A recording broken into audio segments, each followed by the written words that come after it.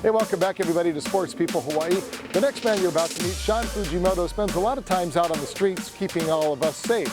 But where he'd rather be is right there in the water, going after much bigger fish, literally.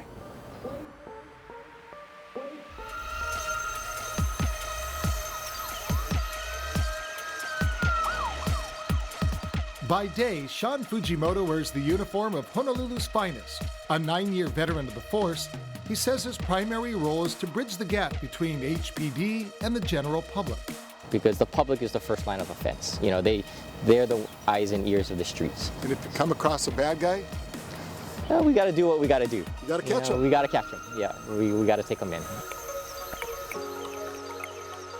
Although he loves his job, there's something else Fujimoto would rather be catching. My first passion was for the ocean. I fell in love with spearfishing. It was a first of a hobby, and it kind of grew after that. For Shawn, it's his other uniform, the one that he wears in the ocean, that brings him the most joy. He happens to be an accomplished skin diver and spearfisherman, considered by many to be the top in the state of Hawaii. He says his father introduced him to spearfishing at the age of 12. Back then, he was just a kid on a boogie board with a 3-pronged spear. But by the time he got into college, he had graduated to spearfishing. Eventually getting my first spear gun for a present from my mother. And ever since then, it's always been my passion to be in the water. And he eventually took that passion to a much higher level. I used to be a lifeguard and at the YMCA, and one of the fathers of the kids that we used to watch, he noticed that we would always bring in our spearfishing equipment near the pool and hang them up to dry. And he asked me if I wanted to join a dive club and enter competitions. I had no idea, but it sounded like fun. So we kind of just rolled with it. And ever since getting into competition, it was something I loved to do, being competitive. And that competition led to travel, where he competed against some of the best spearfishermen on the planet. Getting into competitions here gets you into the U.S. Nationals. And going to the Nationals enables you to travel a lot to the mainland. So it goes from East Coast, Central, and West Coast. Cold water. Very cold water. We're diving in like 40 degrees, 7mm rubber wetsuits with like 23 pounds of weights. And not much visibility. Like, yeah, you have like a 4 to maybe a 10-foot visibility on a good day. As you might imagine, there's no place else Fujimoto would rather dive than right here in Hawaii, which is where he recently landed his most prized catch, a sailfish, considerably larger than him.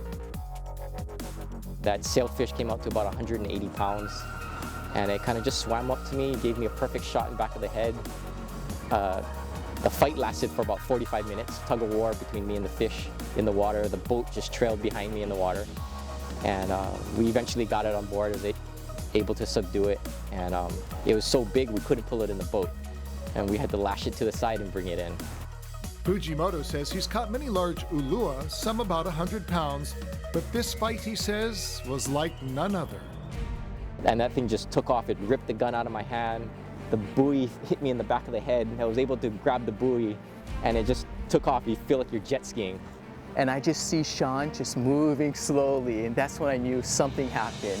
And I wasn't expecting anything, and I'm not sure if he was expecting something that large. I'm sure it was a Guinness Book of World Record for a reef gun. It must have been, I don't know, 180 pounds, something like that. He waited, and he just took off with the fish. Shawn Parsa is relatively new to the sport of spearfishing and is reaping the benefits of learning from the best. Fortunate to have someone like Shawn teach me all the basic stuff, and what's most important is the basics. People always jump, and that's when people get hurt or they drown, they shallow water blackout, because they don't learn the basic parts of diving.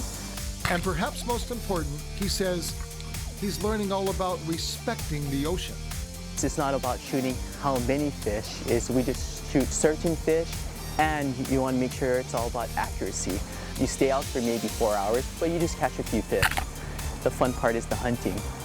Fujimoto agrees 100%, saying he would never take any more than what he and his family and their friends would consume themselves. That's the basic philosophy.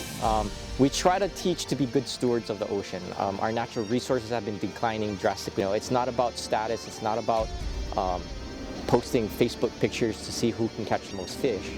It's about enjoying the gift that God has given you and giving it back to others, teaching others to respect the ocean, teach them the knowledge that you have, and pass it down to the next generation. Because that's the only way that our resources would be able to come back, is if people treat the ocean with the same respect you have.